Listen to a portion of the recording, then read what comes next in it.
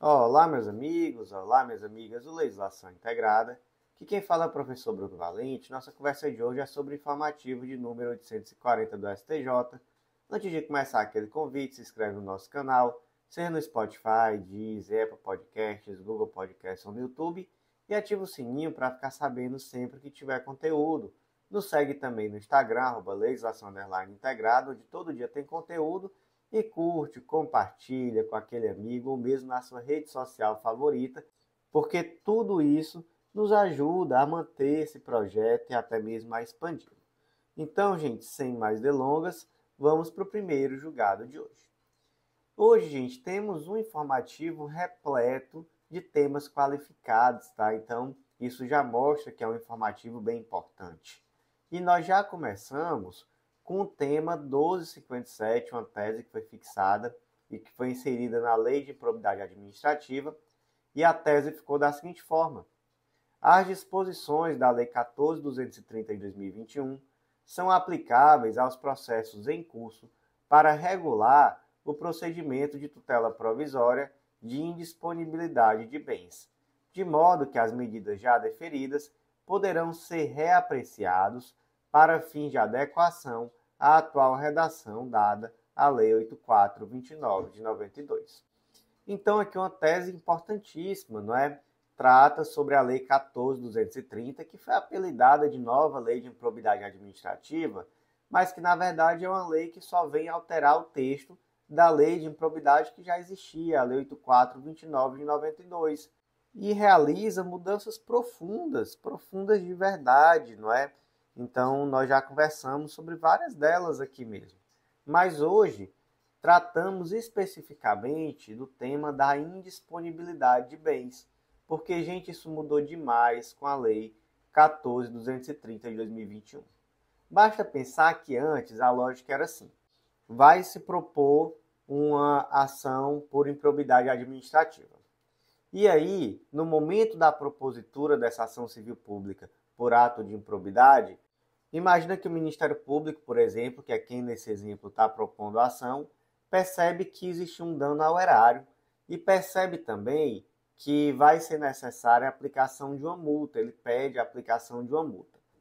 E aí ele vê o patrimônio do réu, né, nesse caso, e ele pensa: olha, é melhor já tornar indisponível parte desse patrimônio para no futuro fazer essa devolução do dinheiro ao erário, pagar as multas, e ele requer. O juiz analisava o pedido. E aí o que o juiz tinha que pensar? Ele tinha que pensar assim: olha, a probabilidade do direito eu vou ter que observar, né? Eu vou ter que ver que esse direito, de fato, é algo provável conforme aquilo que está na denúncia. Mas a urgência da medida eu não preciso. Por quê? Porque o entendimento da jurisprudência era esse. Havia uma presunção de urgência. Então, bastava demonstrar a probabilidade do direito. E em que valor haveria essa indisponibilidade de bens? Aí, gente, era outro ponto. Porque podia ser um valor que garantisse, inclusive, a pena de multa, o pagamento da futura multa. E na nova lei, o que muda? Muda só tudo. Primeiro, o novo texto diz que não é possível presumir a urgência, então tem que ser demonstrada a urgência no pedido. E o segundo ponto diz que o valor máximo a ser indisponibilizado tem que ser só aquele que é suficiente para ressarcir integralmente o dano ao erário. Olha só como é que diz o artigo: a indisponibilidade recairá sobre bens que assegurem exclusivamente o integral ressarcimento do dano ao erário, sem incidir sobre os valores a serem eventualmente aplicados a título de multa civil ou sobre acréscimo patrimonial decorrente da atividade ilícita. Então, só mesmo aquele valor decorrente do dano ao erário é que pode ser indisponibilizado e tem que demonstrar a urgência, né? Não só a probabilidade do direito. Então, muda tudo. Aí imagina uma situação em que o Joãozinho, por exemplo, foi processado ainda antes da Lei 14.230 e cautelarmente, já no comecinho do processo, foi disponibilizado um valor de 1,5 milhão.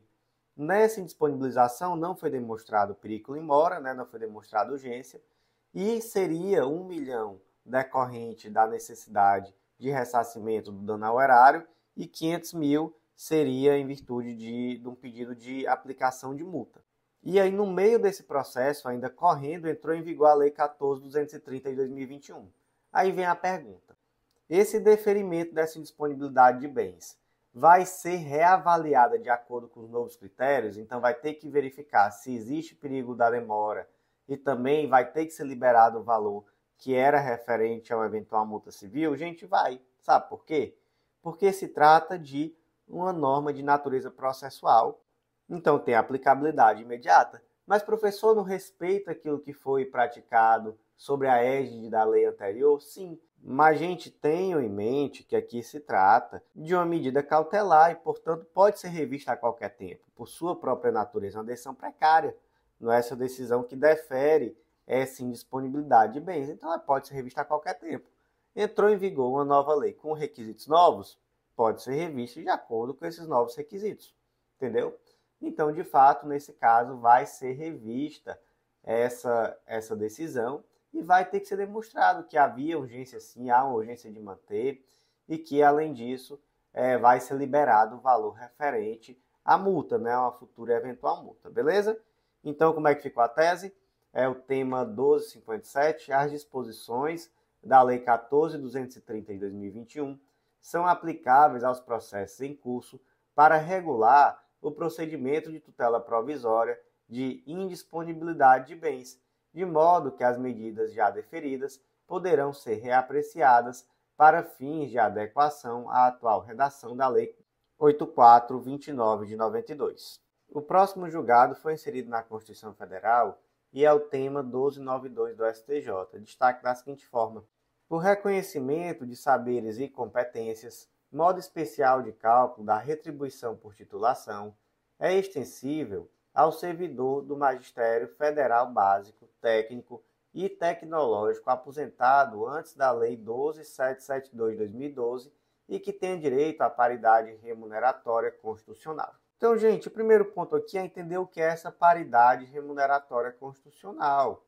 Tá? Hoje, quem entra no serviço público não tem mais direito a isso, né? Isso aqui era maravilha. Quem se aposentava com paridade, basicamente, toda vida que a carreira ativa, né, as pessoas da ativa recebessem o aumento, essa pessoa também receberia o mesmo aumento. Nessa época é que fazia sentido dizer assim: fulaninho é o que? Fulaninho é juiz aposentado. Fulaninho é o que? Fulaninho é defensor público aposentado. Por quê que ele é defensor público aposentado e não só aposentado? Porque quando o salário do defensor público ativo aumenta, o dele também aumentava, né? Também aumenta, né? Melhor dizendo, caso ele seja aposentado com paridade. Ocorre que a Emenda Constitucional 41 de 2003 retirou esse direito à paridade da Constituição, mas veio depois a Emenda 45 de 2005, que criou uma regra de transição garantindo que quem ingressou até a Emenda Constitucional 41 de 2003 no serviço público poderia manter a paridade desde que cumprisse ali alguns requisitos. Beleza? Beleza. Segundo ponto sobre esse tal desse reconhecimento de saberes e competências, RSC. O que eu quero que vocês saibam aqui, basicamente, é que é um benefício que foi aplicado indistintamente a todos os indivíduos da carreira de magistério superior, magistério básico, técnico e tecnológico. Veio com a Lei 12.772 de 2012, tá? Isso aqui dentro do contexto dessas carreiras, beleza? E aí, onde é que a coisa aqui se encontra? É na conclusão de que, se foi um benefício pago indistintamente a todos os servidores da carreira, então, na verdade, isso é um aumento de remuneração, né? Não faz sentido, né? Se for para todo mundo de forma indistinta, então é um aumento de remuneração. E se é um aumento de remuneração, quem está aposentado com paridade remuneratória deve ser beneficiado. Faz sentido, né? Então é isso, gente. Como esse indivíduo foi aposentado com paridade, ele vai sim ser beneficiado, beleza? Então, como é que ficou aqui a tese fixada, tema 1292? O reconhecimento de saberes e competências, modo especial de cálculo da retribuição por titulação, é extensível ao servidor do Magistério Federal Básico, Técnico e Tecnológico aposentado antes da Lei 12.772 de 2012 e que tenha direito à paridade remuneratória constitucional. Próximo julgado é mais uma tese repetitiva, tema 1080 do STJ, que é uma tese um pouco grande, tá? Então só vou ler uma vez, não vou reler ao final. Ela está dividida em 4 tópicos, então vamos lá. 1. Não há direito adquirido a regime jurídico relativo à assistência médico-hospitalar própria das Forças Armadas, benefício condicional, de natureza não previdenciária, diverso da pensão por morte e não vinculado a esta, aos pensionistas ou dependentes de militares falecidos antes ou depois da vigência da Lei 13.954 de 2019. 2. A definição legal de rendimentos do trabalho assalariado, referida no parágrafo 4º do artigo 50 da Lei 6880 de 1980, na sua redação original, inclui as pensões civis ou militares de qualquer natureza, conforme expressamente estabelecido no artigo 16, inciso 11 da Lei 4506 de 64. 3. A administração militar tem o poder-dever de realizar a fiscalização e verificação periódica da manutenção dos requisitos da assistência médico-hospitalar, nos termos da legislação e do regulamento, respeitado o devido processo legal, não se aplicando o prazo decadencial do artigo 54 da Lei 9784 de 1990, ante a contrariedade à lei e afronta direta aos princípios da legalidade, moralidade e eficiência previstos no artigo 37 caput da Constituição, bem como da probidade administrativa previsto no parágrafo 4º, além do artigo 5º, inciso 2 da Constituição da República. E 4. Para aferição da dependência econômica, em aplicação analógica do artigo 198 do Estatuto dos Servidores Públicos, Lei nº 8.112 de 90, não se configura a dependência econômica para fins de assistência médico-hospitalar, quando o pretenso usuário receber rendimento do trabalho ou de qualquer outra fonte, inclusive pensão ou provento de aposentadoria, igual ou superior ao valor do salário mínimo. Então, uma tese bem grande, mas que trata basicamente dessa assistência médica hospitalar por meio do Fundo de Saúde da Aeronáutica, que é o FUNSA, especialmente aqui tratando à luz das mudanças que foram trazidas lá em 2019 pela Lei 13.954, tá? Então, basicamente, o tema aqui repetitivo envolve a definição de quem são os beneficiários desse sistema de assistência à saúde e quais são os critérios, tá? Então, o primeiro ponto. O primeiro ponto é que não existe um direito adquirido ao regime de assistência médica hospitalar das Forças Armadas, porque, como eu disse, veio a Lei 13.954 de 2019, mudou os requisitos, e aí muita gente que estaria abrangida pelos requisitos antigos já não está mais. E aí essa pessoa tem direito adquirido a continuar sendo beneficiário dessa assistência médica hospitalar, mesmo não preenchendo mais os requisitos? Não tem. Então não há um direito adquirido a regime jurídico, tá? Aí o segundo ponto trata da expressão rendimentos do trabalho assalariado. Por quê? Porque entendeu-se que depois dessa inovação legislativa, aqueles dependentes ou pensionistas que recebessem um rendimento de trabalho assalariado superior a um salário mínimo, já não teria direito, ou melhor, igual ou superior, tá? Não só superior. Não teria direito a essa assistência médica hospitalar. E aí se pergunta, o que pode ser considerado rendimento de trabalho assalariado? E aí se chegou à conclusão de que mesmo as pensões civis ou militares de qualquer natureza se enquadram nesse requisito, rendimento de trabalho assalariado. E aí passa-se para o próximo ponto. É necessária uma fiscalização periódica da administração militar para verificar se tem alguém recebendo esse benefício, sem preencher mais os requisitos. E aqui já se deixa claro que não há prazo para isso. Então, se verificar a qualquer tempo que a pessoa não deveria ter acesso a essa assistência médica hospitalar, a qualquer momento poderá ser cortada, E aí, basicamente, o último ponto é o critério da dependência econômica.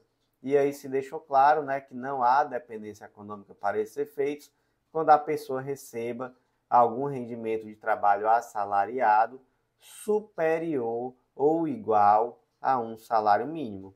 E aí já deixando claro, né, para vocês o que é considerado rendimento de trabalho assalariado, e nós já vimos que até pensão e aposentadoria, tanto militar quanto civil, são considerados assim, beleza? Último ponto aqui só para fechar, esse sistema de saúde dos militares ele é autônomo, ele é compulsoriamente custeado pelos próprios militares de forma parcial e ele não é entendido como um benefício previdenciário, tá? Aqui só para finalizar com uma conclusão que também está no corpo do julgado, beleza? Então, como eu disse, eu não vou reler, uma tese muito grande e vamos seguir em frente. Próximo julgado foi inserido na CLT e o destaque ficou da seguinte forma, é mais um tema repetitivo, tá? Tema 1238 do STJ. Não é possível o cômputo do período de aviso prévio indenizado como tempo de serviço para fins previdenciários. Gente, então bora lá, né? Quando a pessoa é demitida ou pede demissão, não dá para simplesmente chegar e dizer, patrão, tô indo embora, valeu. Não, tem que dar um prazo, né? Isso é o aviso prévio. Da mesma forma, se o patrão chega para o empregado e diz, você está demitido, vá embora. Não pode ser assim, né? Tem que dar um prazo. Então, esse prazo é o tal do aviso prévio. E aí, temos prazos específicos de aviso prévio que aumentam de acordo com o tempo que a pessoa está na empresa. Não vou detalhar, tá? Mas vocês podem buscar o material escrito para aprofundar um pouco sobre essa questão que teve uma mudança, não é mais tão recente, mas houve uma mudança há algum tempo. Mas o que eu quero que vocês tenham em mente é que existe o aviso prévio, né? É um direito trabalhista, e que esse aviso prévio pode ser trabalhado ou indenizado. Não é? Por que o aviso prévio seria indenizado? Gente, muitas vezes quando um funcionário é demitido, o patrão, né, ele prefere que ele já não volte mais lá, prefere que ele vá logo para casa e prefere pagar como se ele tivesse efetivamente trabalhado.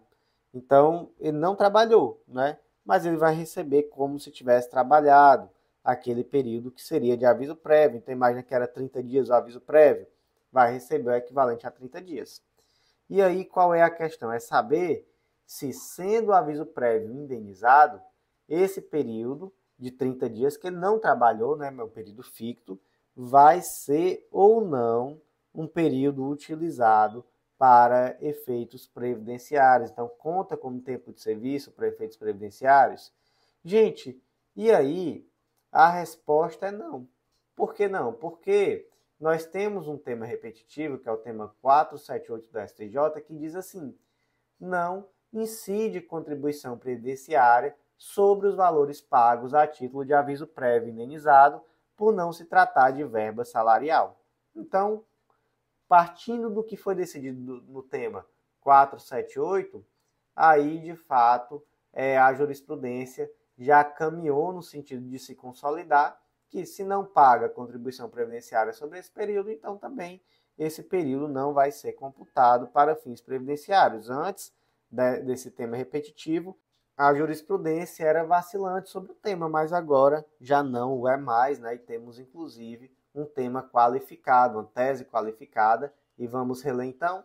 Não é possível o cômputo do período de aviso prévio indenizado como tempo de serviço para fins previdenciários. Próximo julgado de hoje foi inserido na Constituição Federal e é mais um tema repetitivo. É a tese de tema 1290 do STJ. Ela está dividida em dois tópicos. Tópico 1, nas ações em que empregadores buscam recuperar valores pagos a empregadas gestantes afastadas do trabalho durante a pandemia de Covid-19, a legitimidade passiva ad causam recai sobre a Fazenda Nacional e não sobre o INSS. E 2, os valores pagos às empregadas gestantes afastadas, inclusive as que não puderam trabalhar remotamente durante a emergência de saúde pública da pandemia Covid-19, possuem natureza jurídica de remuneração regular a cargo do empregador, não se configurando como salário maternidade para fins de compensação. Gente, nós já conversamos aqui em outros informativos sobre esse assunto da Lei 14.151 de 2021. O que aconteceu naquele contexto? Um debate sobre a abertura dos comércios e sobre como ficaria a situação das empregadas grávidas. Porque você pensa, poxa, a mulher está grávida e aí ela vai trabalhar presencialmente no meio de uma pandemia de Covid. O que vai acontecer? Ela vai poder eventualmente ser contaminada, vai correr um risco, né? Melhor dizendo, muito grande de ser contaminada. Enfim, e aí, qual foi a solução? A solução veio com a Lei 14.151 de 2021, que determinou que essas mulheres fossem colocadas em teletrabalho. A professora então resolveu, né? Gente, resolveu assim, não é? Entre aspas, porque tem serviço que dá para fazer de teletrabalho, mas tem serviço que não dá. Imagina a Dona Maria, que é faxineira, ela é serviços gerais. Como é que ela vai fazer a limpeza do estabelecimento comercial de teletrabalho? Não dá, né? Não tem como fazer. Então, na prática, essa pessoa, ela ficou afastada do trabalho, mas ela continuou recebendo remuneração. E aí veio um ponto muito específico, que é o de que houve um veto presidencial em relação a um dos pontos dessa lei, que era o que dizia que caso esse trabalho fosse incompatível com o regime de teletrabalho, aí poderia-se equiparar essa situação à situação de gravidez de risco, e aí essa mulher receberia salário maternidade. E por que salário maternidade é melhor para o empregador? Porque no caso do salário maternidade, ele que paga, mas depois ele pode abater das contribuições que ele paga sobre folha e salário. Então ele paga, mas depois ele é ressarcido. Mas, gente, essa possibilidade foi vetada, tá? Foi vetada e o veto foi mantido. Ocorre que mesmo assim, mesmo com esse veto, muitos empregadores propuseram ações judiciais requerendo que fosse reconhecido a natureza de salário maternidade em relação a essa remuneração que foi paga à empregada gestante que ficou afastada do trabalho durante esse período da pandemia. E aí, gente, isso foi acatado pelo Poder Judiciário? Não, isso não foi acatado. Por quê? Porque isso seria desconsiderar que isso foi vetado da lei. A lei trouxe inicialmente essa possibilidade, mas foi vetado e o veto foi mantido. Então, realmente, não há como fazer essa equiparação. Professor, mas e aí? O empregador vai ter que pagar a empregada mesmo sem ela trabalhar? Gente, infelizmente sim. E aí o STJ, em todas as decisões sobre o assunto, traz um tópico para dizer, olha, o custo social da pandemia foi gravíssimo. E ele foi arcado em grande parte pelo Estado, mas não integralmente. Então todos devem arcar em alguma medida, inclusive as empresas, infelizmente. E aí vem um segundo ponto, certo? Em relação à legitimidade passiva na propositura dessa ação. Quem é essa ação? Ela tinha que ser proposta contra o INSS ou contra a Fazenda Nacional? Gente, contra a Fazenda Nacional, beleza? Não contra o INSS. Tá? Então, como é que ficou aqui o tema 1290? Nas ações em que empregadores buscam recuperar valores pagos a empregadas gestantes afastadas do trabalho durante a pandemia de Covid-19, a legitimidade passiva de causa recai sobre a Fazenda Nacional e não sobre o INSS. 2. Os valores pagos às empregadas gestantes afastadas, inclusive as que não puderam trabalhar remotamente durante a emergência de saúde pública da pandemia Covid-19, possuem natureza jurídica de remuneração regular a cargo do empregador, não se configurando como salário maternidade para fins de compensação. Gente, aquele convite rápido, tá? Muito especial. Acesse legislaçãointegrada.com.br, vem fazer parte do Clube da Lei.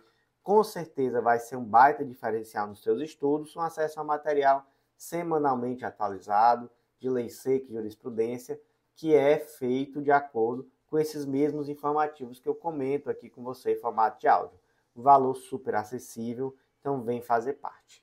Além disso, gente, o último convite, vem publicar com a gente, vem conhecer a Editora Integrada. Você vai ver que publicar aquele texto que você às vezes até já tem, que pode ser um TCC, uma monografia, uma dissertação, como livro, é mais fácil do que você imaginava e também é um valor bem acessível, beleza? Então, seguindo em frente, próximo julgado foi inserido na Lei Maria da Penha. É uma tese repetitiva, o tema 1186, e a tese ficou da seguinte forma: a condição de gênero feminino é suficiente para atrair a aplicabilidade da Lei Maria da Penha em casos de violência doméstica e familiar, prevalecendo sobre a questão etária. 2. A Lei Maria da Penha prevalece quando as disposições conflitarem com as estatutos específicos, como o Estatuto da Criança e do Adolescente. Então, qual é a situação aqui, gente? Imagina que uma menina, uma criança ou um adolescente, ela sofreu uma violência doméstica e familiar. Vai ser aplicada a Lei Maria da Penha? Gente, vai, com certeza absoluta, até porque não há uma questão etária para fins de aplicação da Lei Maria da Penha. Tem que verificar, é uma mulher? É. Há condição de gênero feminino? Há. Foi uma violência doméstica e familiar? Foi. Não se pergunta quantos anos tem a vítima? Não, isso aí é indiferente, então se aplica a Lei Maria da Penha. Segundo ponto, agora, essa criança está sob 2 regimes protetivos, tanto sob a Lei Maria da Penha, quanto também o ECA. Há aqui algum conflito no caso concreto. Qual regime protetivo eu vou aplicar? O da Lei Maria da Penha, beleza? Porque, olha só o que diz o artigo 13 da Lei Maria da Penha. Ao processo, ao julgamento e à execução de causas cíveis e criminais decorrentes da prática de violência doméstica e familiar contra a mulher, aplicar-se-ão as normas do Código de Processo Penal e Código de Processo Civil e da legislação específica relativa à criança, adolescente e ao idoso, que não conflitarem com o estabelecido nessa lei. Então, se aplica aquilo que está na legislação protetiva à criança, se não conflitar com o que está na Lei Maria da Penha, beleza? Beleza. Então, se houver conflito, se aplica aquilo que está na Lei Maria da Penha. Professor, uma última pergunta aqui. Onde é que vai tramitar essa ação? Vai ser em uma vara especializada na violência doméstica contra a mulher ou na vara da criança e da juventude? Gente, aí sobre esse ponto, nós devemos lembrar que a Lei 13.431 de 2017, ela trouxe que podem ser criadas varas especializadas no combate à violência contra a criança e o adolescente. Mas diz também que, enquanto não for criada, esse tipo de ação vai ser julgada na vara especializada em combate à violência doméstica e familiar contra a mulher. Então está respondido, né? Já tem a vara especializada? Não, não tem não. Então vai ser julgado realmente naquela vara referente à violência doméstica e familiar contra a mulher, beleza? Beleza, gente. Então é isso. Vamos reler aqui a tese, como é que ficou. Tema 1186 do STJ, 1. A condição de gênero feminino é suficiente para atrair a aplicabilidade da Lei Maria da Penha em casos de violência doméstica e familiar, prevalecendo sobre a questão etária. 2. A Lei Maria da Penha prevalece quando suas disposições conflitarem com as de outros estatutos específicos, como o Estatuto da Criança e do Adolescente. Gente, eu vou parar por aqui, mas já vou começar agora a gravar a parte 2, beleza? Então, te aguardo lá na parte 2.